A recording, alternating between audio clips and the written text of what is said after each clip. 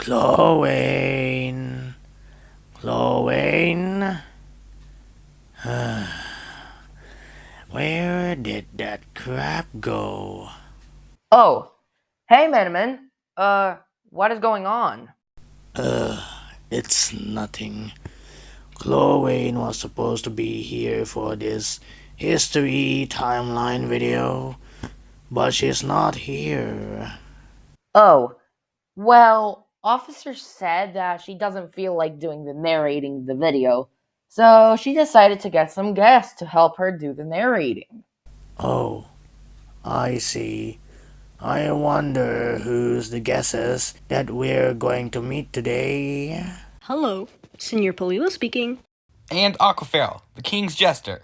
Whoa, I didn't expect you guys to be here. That's because the officer wants us to help her do the narration of the Gongon history timeline. Also, I brought these two other friends to help her as well. I'm the voice actor of my own character, Senior Polilla, aka Avery. Fisher, the VA of Aquafarrell. Oh, well, I guess we don't need to future ourselves since they know who we are already. I mean, just a reminder who I am. I'm Devil Angel 29, the voice actor and creator for Dondon.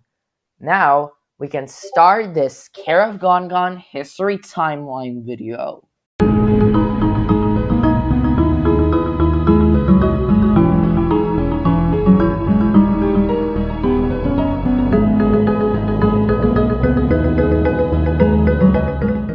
And by the way, if you have not seen the previous two videos of COGG Gongon history timeline, you should check it out. It's linked in description.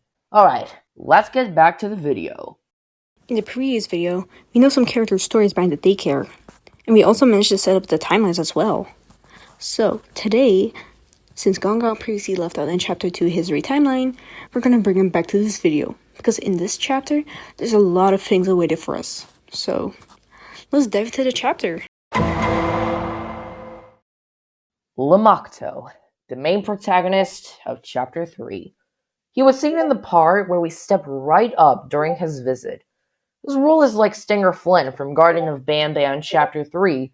His role in the game would have been very similar to the role of Stinger Flynn in Garden of Bandia 3. But instead of being cold-blooded, he's willing to help us search for our child. In Chapter 1 History Timeline, we know that his name was Louis Owens, who's also the victim of the daycare. And for him, he has a lot of story to tell us about himself. Louis was once a janitor of the daycare who wants to play with the children. But Adam himself had a plan. What did he do, you ask? He locked Louis in the laboratory, releasing a sleeping gas, and turned him into the octopus himself. By the fact, you've already heard it from the game itself, and you're also wondering why would Adam do such a cruel thing to his own worker? Here's my thoughts. I think Adam wants to plan out something unique in the daycare, so he asked his worker if creating the mascot was suitable for the daycare. The worker agreed with him and made up some mascot designs, and the characters we know today. This might also explain the whiteboard in the secret room in Chapter 1. But wait, what if I said that the Gongon and Friends mascots were originally supposed to be programmed with robots instead?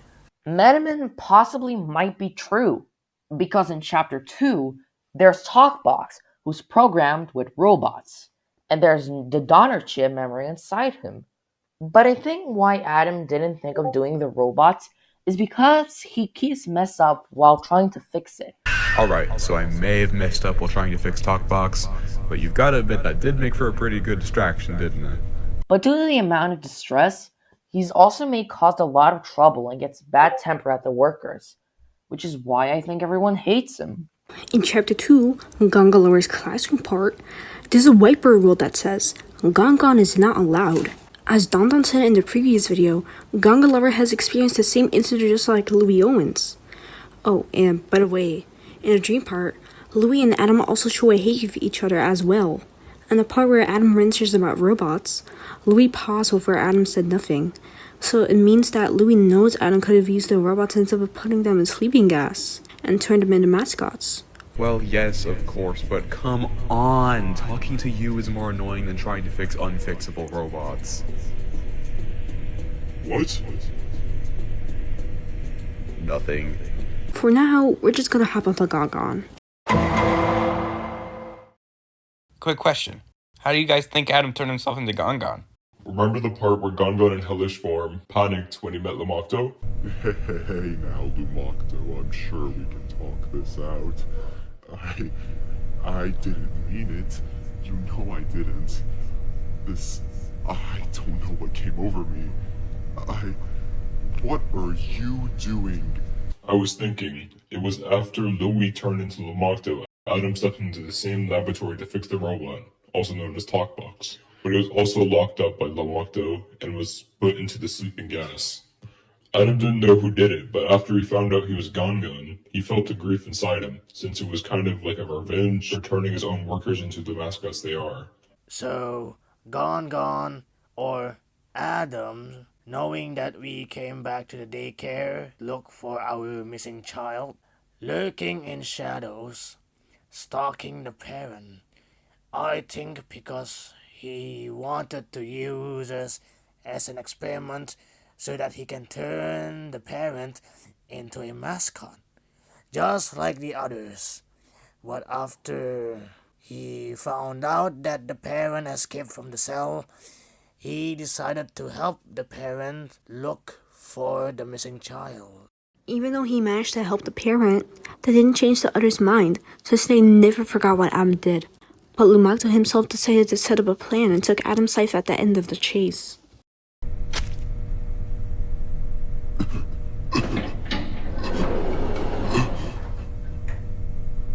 Well, we don't know if Gongon's alive. All we have to do is to find out in the next chapter, or the next History Timeline video. For now, we're putting Gongon and Lumocto into Timeline 1, since they're also the Donners. We can conclude that Lumocto and the others, except for Pom Pom, have a lot of hatred towards Gongon because they used to be the workers in the past and Adam puts their life out and turns them into mascots. But we don't know if Gongon's dead, since in the ending of the Gongon chase, he got killed by Lumocto. And I think that's all for the video. This history video is kinda short. I wish we could have done it longer. Cheer up, Polilla.